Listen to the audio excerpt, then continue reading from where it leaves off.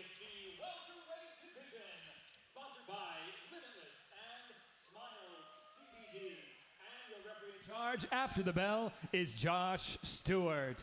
And now, introducing first, fighting out of the blue corner, wearing black trunks, he stands 5 feet 11 inches tall. Official weight, 170.1 pounds. He comes in tonight with no wins, with 1 defeat, from Elkhart, Indiana, Bishop, purebred Slabaugh.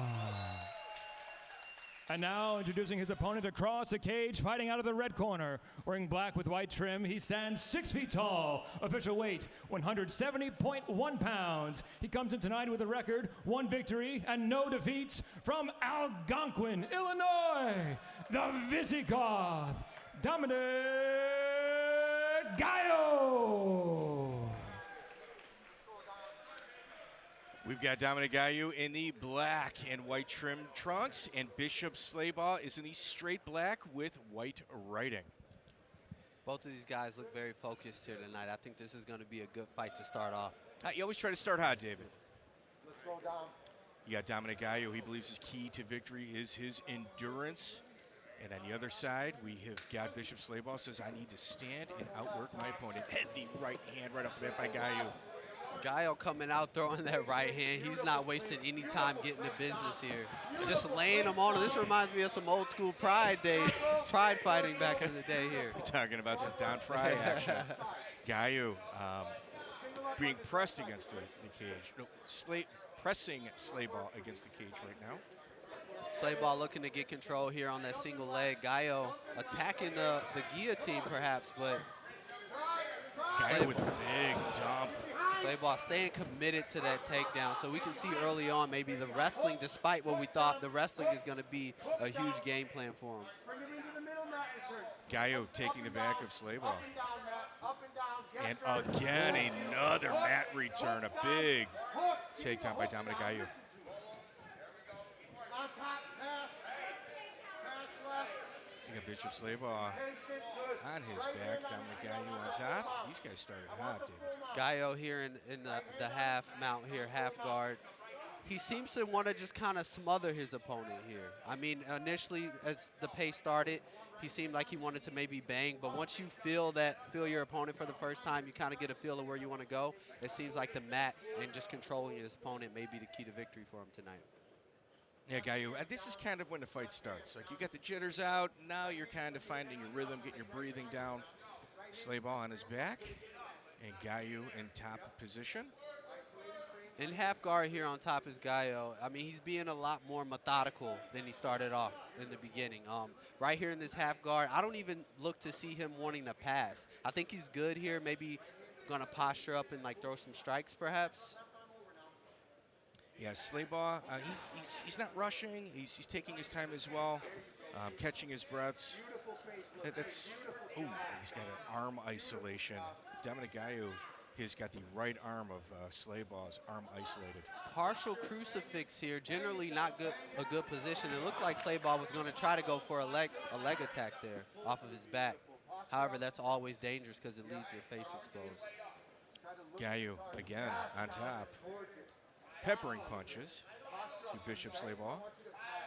Gallo comfortable just sitting in the guard, peppering up his opponent, keeping good hip pressure along as well too. I think he's going to look to just maybe beat his opponent and see what comes to him as opposed to try to force himself into a position. Slabaugh is a blue belt in jiu-jitsu, and Joe Alexander is his head coach, who's a black belt under Marcelo Garcia. Okay. So you have to assume he's got decent jits from his back. Unable to really get off of his back here. Maybe he's seeing something that we don't see. Maybe he's trying to play the long game and look for his opponent to make a mistake off of his back here at Slabaugh, but I think that's a good solid round there for Gallo. Yeah, excellent round. Gallo top position the majority of the time. If you look in his corner, you got Alex Trujillo. Alex Trujillo's had a gym for 20 plus years here in the Midwest. He's, you know, kind of one of the old guard in regards to gyms.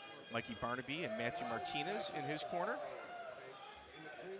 Here on the replay, we just kind of see how Gallo just controlled the fight here. Started off banging, and once he went to the wrestling, that was pretty much a wrap for him.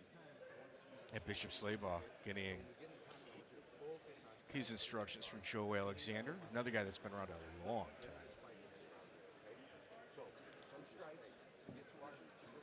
I expect to see Gallo going into the second round. I mean, sticking to the game plan here. I mean, if that was his game plan, but sticking to what works. If it's not broke, don't fix it. Get back to my wrestling control position here. Slabaugh spent the majority of that last round on his back, so now the onus is on him to kind of move forward and take this fight back into his own control.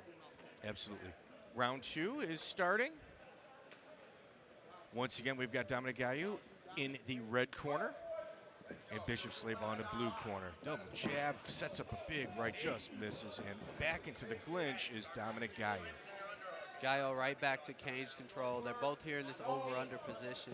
Not a bad position necessarily for either one of them, but once again, like I said, Slabaugh has to push the pace here. He's down 1 round.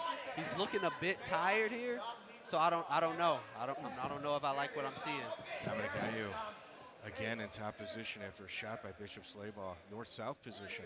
Easy takedown right there for Gallo. Just kind of snapped his head down and is able to possibly get mount. Oof, Dominic Gallo positions, back to the half mount. The good thing about hanging out here in half guard when you're on top, you're almost never in danger on your back.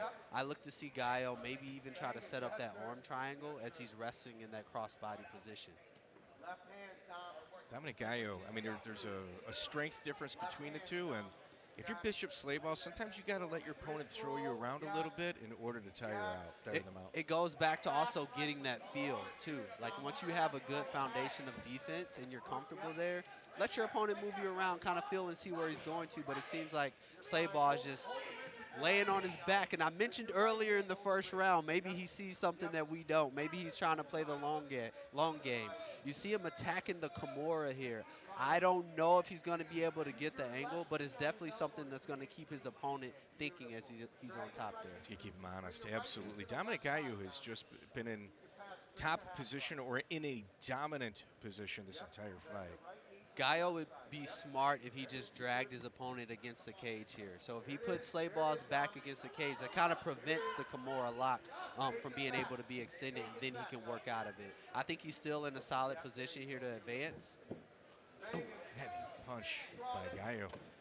Back to the body. Gallo just throwing that leather, man. They're not the most explosive punches, but standing next to the cage, you can definitely hear the impact that they have. Ooh, grab a cage by Slabaugh. Referee definitely gave him a warning for grabbing the cage there. Dominic is just kind of nickel and diming these rounds. Hey, if it ain't broke, don't fix it. Why put yourself in a position to possibly be in danger? He's in a good position here. He's on top, in guard, pressuring, has head control, has it bearing his head in his opponent's head. I don't see the reason to try for anything else. You know, pepper, land your punches when you can. Left-right punch again by Dominic. Gallo again, heavy ground and pound. Great job passing on top there by Gallo, taking advantage of that split second his opponent broke his guard. Dominic Gallo very active in the top position. Like you said, he's not doing power. He's just he's just getting points. It's not pretty, but it's extremely effective, and I guarantee you it does not feel good to be up under that. Absolutely. Midwest Training Center, there's been several UFC fighters that have come from there. Chase Beebe, Clay Guida, Dan Stidgen, amongst many, many others. It's a renowned gym here in the Chicagoland area. Mike, you have always been quite the encyclopedia when it comes to MMA. No notes on that. No notes on that. I'm a fighter, and you know more than me. I should be ashamed. Yeah, mental illness, Dave. Mental illness. But that's going to be another solid round there for Gallo. Once again, like if you're Slabaugh, you're down 2 rounds. Little sense of urgency. Little sense of urgency. You got to go out there. You got to put it all on the line. What he's been doing up to this point is not working. So we got to make some adjustments on the stool. And when you're a professional, that's how you tell the great professionals from the somewhat decent fighters. Can you make those adjustments in that 60 seconds that you have to? If you're going to take a risk, now is the time. If you're Bishop Slabaugh, beginning round 3.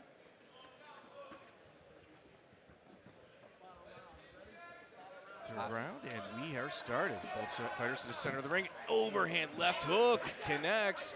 Dominic Gallo connects with a jab and a left-right punch, and back to a takedown is Dominic Gallo. Gallo a bit deceptive with his striking. He lures you in on his feet to make you think he wants to bang, and then as soon as you return, he changes levels and gets that takedown. I think that's a beautiful game plan, and that's going to keep him always a step ahead of his opponent. Well, we had talked about a sense of urgency. If you're Slabaugh, what is your advice in this position? So we saw most of the fight Slabaugh has been on his back. I wasn't at first. I wasn't sure if it's is it because Gallo is keeping him there, or is it that he sees something that we don't? Last round we saw him try to lock in the Kimura trap. We saw him try to go for a few leg locks. So those positions are there. Gallo on top here, just laying it on. Cranking for guillotine. Cranking for guillotine is Dominic Gallo, and back to his feet is Bishop Slabaugh. Is he going to go back against the cage and look for the standing guillotine? Look for Gallo to just kind of extend his hips more into the guillotine. Look at Gallo. He's actually breathing. He's taking his time and breathing while squeezing heavy punches to the body. Again to the face is Dominic Gallo. Fundamental striking there. Body, head, keeping that overhook of his opponent as well, too. Now, if I'm Slabaugh, I got my back against the wall. I got an underhook. I got to circle out here. A head kick by Bishop Slabaugh barely misses the mark of Dominic Gallo. Heavy punch coming in, and once again back to the clinch is Dominic Gallo. The clinch has kind of been Gallo's way of seeing the entire fight here. Well, when you've got 13 years of wrestling like Dominic has, that's just kind of what it is you do. Going back to that single leg, he was able to kind of scoop the leg out last time, transitioning single to double. Grabbing on the fence again is Slabaugh, and a huge slam by Dominic Gallo. You know, we saw the second cage grab there by Slabaugh. However, it didn't affect Gallo's determination. Give him a little bit more torque. Gallo right back here in guard. I think that's frustration on Slabaugh's end. For sure. I mean, I don't think he's intentionally doing it. It just seems, hey, you have no other option. You know, I'm going to go down, and I just think it's a reflex more than anything. Left-right punch by Gallo again, still in top position, and within earshot of his own corner as well. Slabaugh needs to do a better job here on bottom, maybe getting his feet against his opponent's hips. So we saw Gallo just pressuring with his hip pressure. Your Slabaugh, create some separation here. You know, little fact, Slabaugh actually has got a fight against Jacob Kindig, half of our last main event at APFC 3. 2018. I tell you, Dominic Gallo is got a lot of just maturity. I mean, for somebody just beginning his career, he's incredibly mature. Definitely, I like what I saw. He was definitely thinking himself through those positions and not just. Ladies and gentlemen, after 3 rounds of action, we go to the scorecards for decision.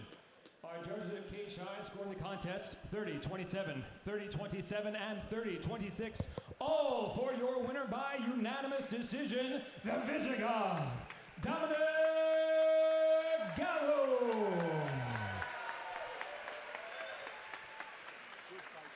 Fantastic. We got Dominic Gallo with a